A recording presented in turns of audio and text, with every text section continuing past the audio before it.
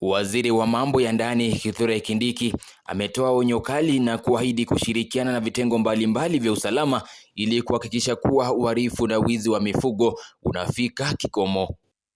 We will support the national effort to tackle this problem with the same vigor, commitment, focus and finality that we are continue to apply in the other two threats which I've identified, which is the fight against terror and the fight against bandits attacks. I know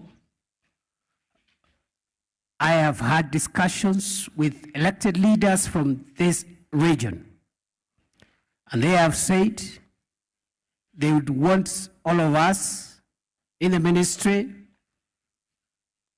the same way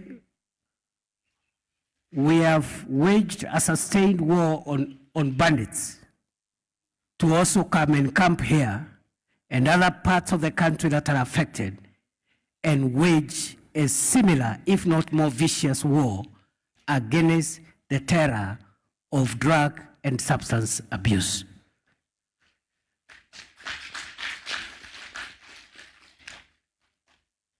I know, Your Excellency, in your opening remarks, you did highlight and point out the complexity of this matter. And you carefully advised all of us to be candid because the matter is complex. We cannot come here and pretend.